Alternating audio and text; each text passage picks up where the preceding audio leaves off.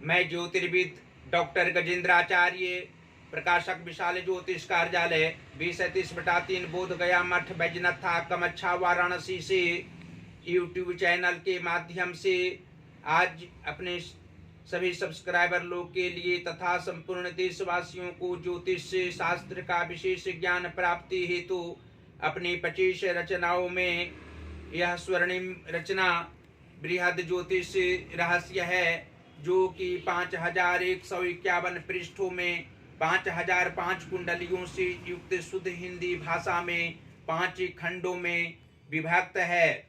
इस ज्योतिष महाग्रंथ बृहद ज्योतिष रहस्य को इतनी कलम अर्थात 525 कलम से मेरे द्वारा रचना हुई है।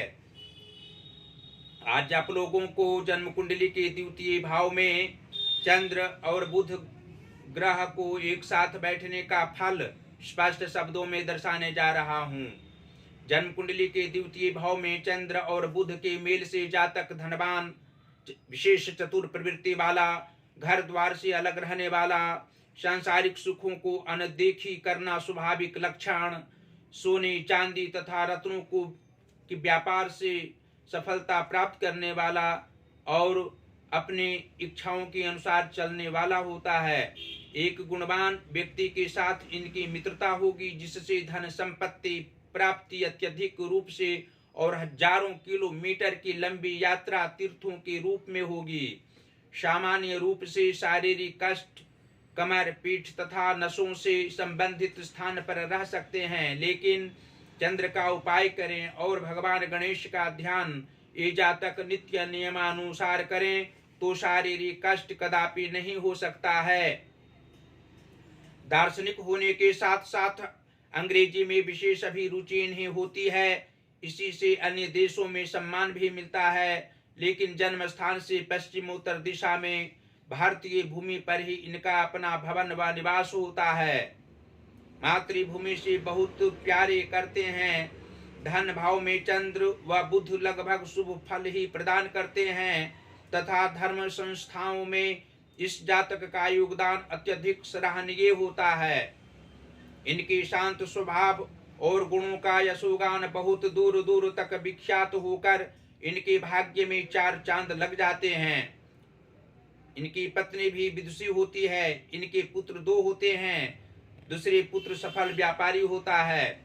और स्पष्ट रूप से आप लोग यह जान सकते हैं कि जन्म कुंडली के एकादश भाव के स्वामी गुरु बृहस्पति हों तथा पंचम भाव के स्वामी बुध ग्रह हों तो द्वितीय भाव स्थित चंद्र और बुध के प्रभाव से जातक को मानसिक तनाव कर्म क्षेत्र में अवश्य रहा करता है, लेकिन धनोपार्जन करने में कदापि पीछे ये नहीं रहने वाले होते हैं। इनके पुत्र जो होते हैं इनकी भावनाओं को समझने वाले होते हैं, इनके विचारों पर चलने वाले होते हैं। पुत्र सुख इस जातक को जीवन के उत्तरार्ध भाग में अवश्य ही होता है। सेवा शुश्रूषा करने वाले इनके पुत्र होते हैं। और जन्म कुंडली के कर्म भाव के स्वामी शनि ग्रह हों तथा मातृभाव के स्वामी सूर्य ग्रह हों तो द्वितीय भाव स्थित चंद्र और बुध के प्रभाव से जातक को मानसिक तनाव, पारिवारिक क्षेत्र में रहने पर भी खुशी अवश्य ही आत्मिक रूप से प्राप्त होती है। ये अपने कष्ट को भुलाने वाले होते हैं, किसी भी कार्य को करने में अग्रसर रहा करते हैं, परिवार से प्रेम करने वाले होते हैं, कर्म करने में कभी भी पीछे नहीं रहने वाले होते हैं। सहयोगी जनों से सहयोग प्राप्त होना भी स्वाभाविक है। और मातृ कष्ट जातक को होता है, लेकिन इनकी भावनाओं पर आघात पहुंचाने वाले भी कुछ स्वजन होते हैं, जिनके कारण इनको आत्मिक कष्ट की संभावना रहा करती है। लेकिन जातक अपने स्वेच्छानुसार चलने वाले होते हैं, अपनी इच्छाओं का पालन करने वाले होते हैं। और जन्म कुंडली के भाग्य भाव के स्वामी शनि ग्रह हों तथा धन भाव के स्वामी बुध ग्रह हों और इसी धन भाव में अर्थात द्वितीय स्थान में चंद्र और बुध विराजमान हो तो जातक का भाग्योदय 26वें वर्ष में अवश्य ही होता है। भाग्योदय होने के उपरांत जातक सुखमय जीवन व्यतीत करते हैं, किसी भी क्षेत्र में प्रसन्नता पूर्वक रहा करते हैं आयु के 48वें वर्ष के उपरांत भी जातक धनोपार्जन करने में युवा अवस्था की भांति आगे की अवस्थाओं में भी प्रयत्नशील रहा करते हैं। और जातक की जन्म कुंडली के सप्तम भाव के स्वामी मंगल ग्रह हो तथा लग्नेश शुक्र ग्रह हो तो द्वितीय भाव स्थित चंद्र और बुध के प्रभाव से जातक को पति पत्नी में आपसी तालमेल अवश्य ही सभी अवस्थाओं में रहना स्वाभाविक है। जातक पत्नी सहित अपने कार्यों में दक्ष होते हैं, अन्य बातों पर ध्यान देने वाले नहीं होते हैं, अपनी इच्छाओं के अनुरूप पति पत्नी दोनों चला करते हैं। इनकी पत्नी लक्ष्मी स्वरूपा होती हैं। जातक की आयु भी कम नहीं होती है और इनकी पत्नी की भी आयु कम नहीं होती है, अर्थात वृद्धावस्था में ये दोनों की मृत्यु होती है। और अंत में यह आप लोग जान सकते हैं कि जन्म कुंडली के 6वें भाव के स्वामी शुक्र ग्रह हों तथा 8वें भाव के स्वामी गुरु बृहस्पति हों तो द्वितीय भाव स्थित चंद्र और बुध के प्रभाव से जातक को मित्र सुख प्राप्त होते हैं, लेकिन ज्यादा समय तक मित्रता इन्हें नहीं चलती है और जातक अपने ही कार्य में दक्ष रहा करते हैं।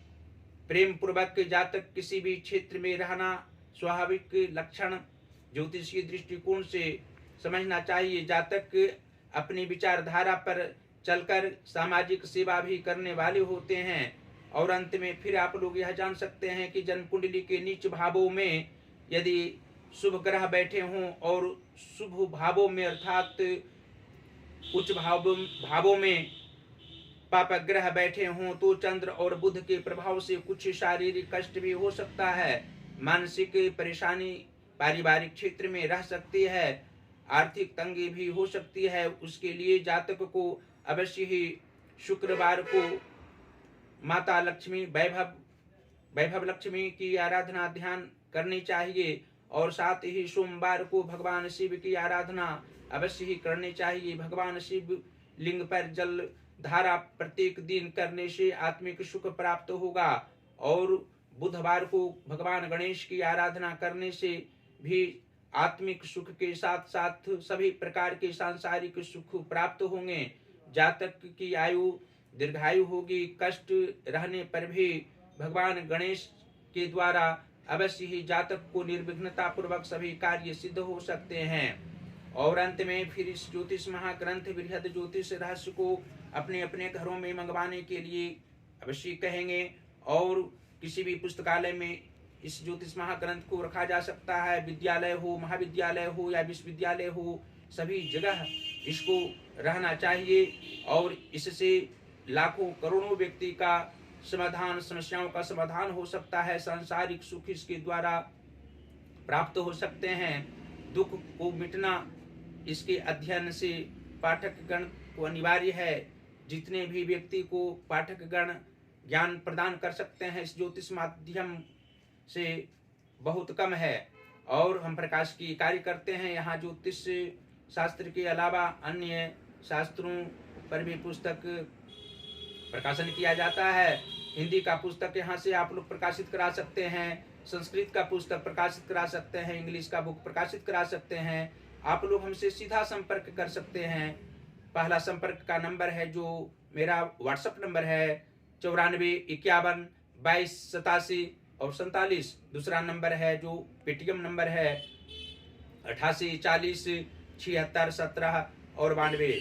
आप लोगों को यह ज्ञात होना चाहिए कि अपनी 25 रचनाओं में जो हमारी 18वीं रचना वाक्य उपदेश है 3333 वर्णानुक्रम उपदेशात्मक वाक्यों में एक एक वाक्य प्रत्येक दिन इंस्टाग्राम पर हम पोस्ट कर रहे हैं। आप लोग ज्योतिष महाज्ञान अकाउंट जो हमारा उसमें है आप अवश्य ही इंस्टाग्राम पर देख सकते हैं, वीडियो को देख सकते हैं, आत्मज्ञान प्राप्त कर सकते हैं। और फेसबुक पर भी हमारी सभी वीडियो को आप लोग देख सकते हैं। फेसबुक की आईडी है गजेंद्राचार्य ज्योतिर्विद। इस आईडी को खोलेंगे तो अवश्य ही फेसबुक पर हमारी सभी वीडियो को आप लोग देखेंगे और आत्मिक सुख शास्त्रों का ज्ञान, ज्योतिष शास्त्र के अलावा अन्य शास्त्रों का ज्ञान भी फेसबुक के माध्यम से प्राप्त कर सकते हैं। ज्योतिष महाज्ञान जो हमारा चैनल है उसको अवश्य ही आप लोग सब्सक्राइब करें, घंटे का बटन दबाना कदापि ना भूलें और हमारी वीडियो को शेयर करते रहें। आप लोग का आशीर्वाद, दुआएं भी हमारे साथ रहती है और हमारी शुभकामनाएं आप लोग के साथ निरंतर सदैव रहा करती है। श्री काशी विश्वनाथ जी की असीम कृपा आप लोगों पर सदैव बरसती रहे। माता अन्नपूर्णा की अनुकंपा से आप लोग आगे बढ़ते रहें, धन धान्य से परिपूर्ण रहें, आप लोग सदैव स्वस्थ रहें, प्रसन्न रहें। अपने परिवारगण के साथ मेरी वीडियो, मेरी रचनाओं को आप लोग अवश्य ही अध्ययन करते रहें वीडियो के माध्यम से, और आप लोग सदैव प्रसन्न चित्त रहा करें। धन्यवाद।